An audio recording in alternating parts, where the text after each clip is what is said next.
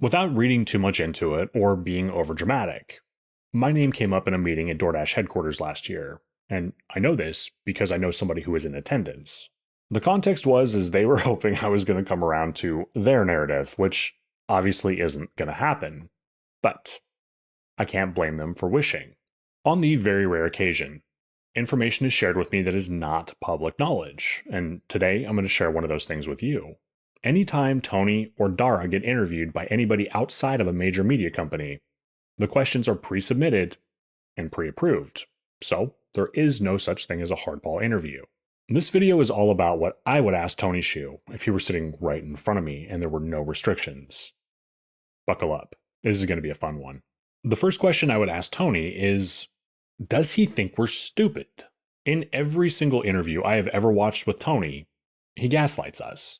He says stupid shit like, drivers asked for X feature, which we didn't, and in reality, that feature is highly detrimental to us, but yet always somehow seems to benefit the company.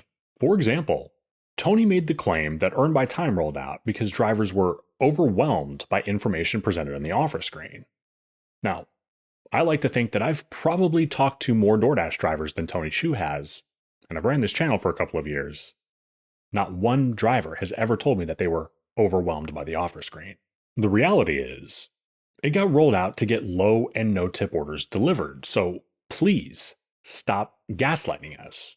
The second question I would ask is why they hide tips. I mean, seriously, why do that? Been driving for 4 years now, and I've yet to hear a reasonable explanation. The practice of hiding tips means that certain customers will be underserved. There's plenty of people that live out in the sticks who are willing to tip well for that very reason, but wise drivers won't accept those orders because we don't know if there's a hidden tip. For those of you who are going to say that if your acceptance rate's high enough, you'll see the plus sign, that's not good enough.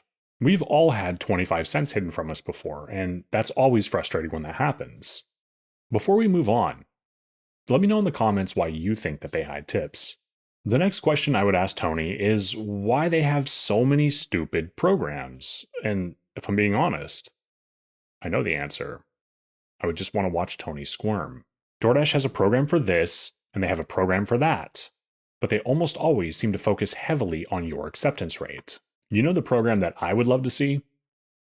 It's the one that pays us fairly for the work we're doing with no other strings attached. Now, Tony, bro, I don't know if you knew this, but delivering your $2 orders isn't any better on our cars, and it doesn't cost us any less in gas. The fact that you focus so heavily on acceptance rate as a requirement to drive on your platform doesn't say anything about us. It says a lot about the quality of orders you offer on your platform. Instead of squeezing us for higher stats, how about you analyze what you're doing? Seriously, stop and think about this for a moment. If you actually paid drivers fairly, you wouldn't have to pay a bunch of marketing people a ton of money to try to trick us into taking these bad orders, would you? DoorDash spends an unholy amount of money trying to convince drivers that the same turd that they just polished is somehow better now. Bottom line, DoorDash programs exist because the orders just don't pay enough to get them delivered without them.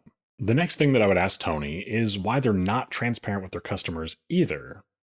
Maybe, just maybe, the customers would be a little more sympathetic to our cause if they knew how little we were getting paid out of the exorbitant amount they're being charged in fees. My theory is, they don't want to piss the customers off after they just spent $12 in fees by telling them that we're only going to get $2. That's before our gas and maintenance costs. What's your theory? Question number 5 is, why is our pay always being lowered?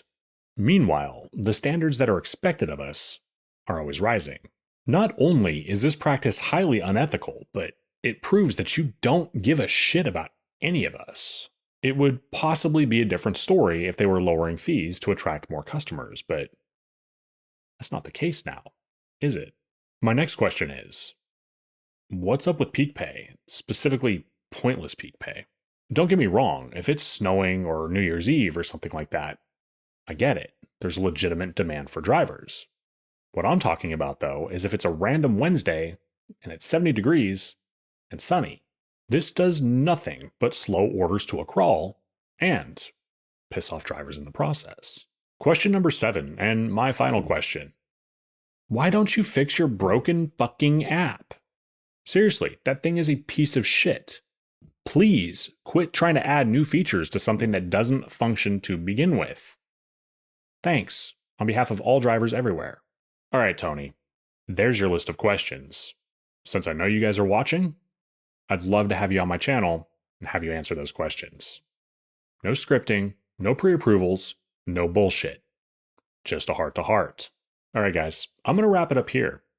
If you had Tony Xu right in front of you, what questions would you ask him? Be sure to let me know in the comment section. Also, if you haven't done so yet, please do consider pressing the like button and subscribing to my channel. My name is Zach. Take care.